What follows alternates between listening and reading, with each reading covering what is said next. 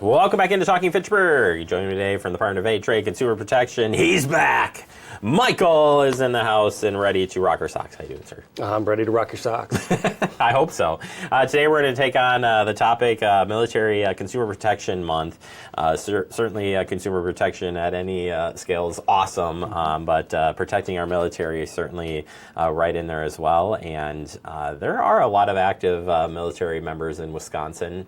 A lot of families here need support and whatnot. And DATCP is here to protect everybody. So as we take a closer look, things may look a little bit differently, though, for scamming as far as military families go, which is really sad to say when you say it out loud. It's like, oh my gosh. But from DATCP side of things, what are we looking at when we're considering the consumer protection for our military?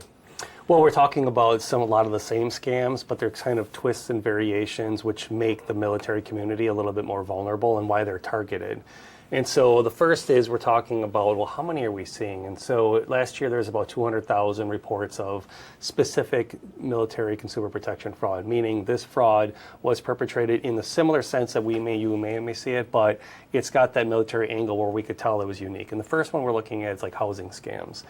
And so housing, you and I, for the most part, have the freedom to choose wherever we want to go and live. But in the military, you're kind of set in a destination, sometimes for 2 to maybe even longer, 4, 5, 6 years. Then you get those orders and you have to relocate. And so when you get those orders to relocate, you need to figure out where you're going to live. And so you might be off post and looking for housing, but that makes it difficult because you can't just go look at it. Because you may be in San Diego and you're going to North Carolina. Mm-hmm. And so what you want to do is first is when you're starting to look at those housing prices, we want to make sure we're looking, what are the prices? We see that kind of here a little bit, but if there's something that's unreasonably low, the market price is $1,500 for an apartment and you see one for $500 and it seems to have all these nice amenities, clearly that's going to be a red flag where you want to hold on a second. You want to look at what is the market rate in that area, and you're probably going to need to pick something that's within that range. Second is if you have the opportunity that we give you a chance to run out and see where you're going to be, of course you want to tour it in person. But if that's not an option, just ask for a virtual tour. Ask somebody locally and say, could you just walk me through on a FaceTime or some type of app to let me see what's going on? If they say, I can't do that or it's impossible to do that, another red flag. Pretty easy to pull that off.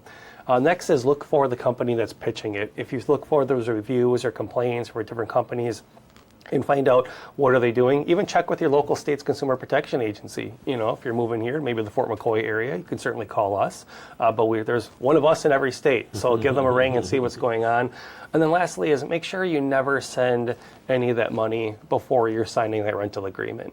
If it's possible, maybe put it in an escrow until everything's finalized, but you don't want to send that money blind without knowing what you might have in protections. Man, it's just crazy to think that people take advantage of anybody, but let alone, you were right, the targeting here is so specific that it can be hard to kind of see through that. Same on the government benefit side as well, right in there as far as, you're military, it's like buzzwords here, right. military family, ding, all right, now we're going to, not good. But tell us on these ones. Well, the government benefits is interesting because for the most part, we know what benefits are being provided to soldiers and we know who's providing them. For you and I, we won't know necessarily who our insurance carriers are or other things, but for the government, and you're in the military, it's pretty standard.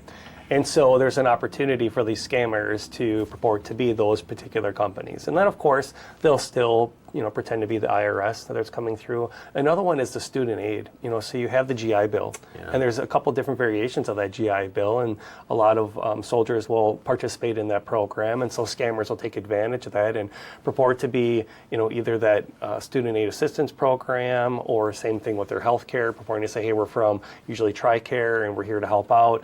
And so what you want to do is, paying attention to knowing who it is that's actually calling you, what we've talked about before, not falling for the spoofing of the caller ID or the email addresses that are coming through, and then also taking a second to think about, well, why would they be calling me right now? Did I have a recent claim? Did I have an injury? Do we have a family issue?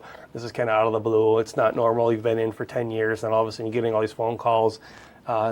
Not something that you would typically see happening. So all those red flags, being cautious of those. Finally, identity theft, certainly one that's widely heard of and whatnot, but it's still nevertheless, got to protect ourselves from this. You do. And identity theft is a unique one because a lot of the times you'll have deployment cycles. And so you'll be potentially overseas and you're not accessing a lot of your accounts or things that might be the red flags you and I would see on the regular basis. And so the identity theft can take place and then continue to permeate even longer before you realize what happened. And so what you want to do is kind of get in front of that. Same steps we talked about, set up fraud alerts with the credit reporting bureaus, also set up those freezes on your credit cards, make sure you're letting your banks know that you're going to be leaving and for what set amount of time, and then try and set up that two-factor authentication on any accounts that you can so they do get compromised, you're still the one who can do it. That's what makes them a little bit more unique and why they're targeted as such.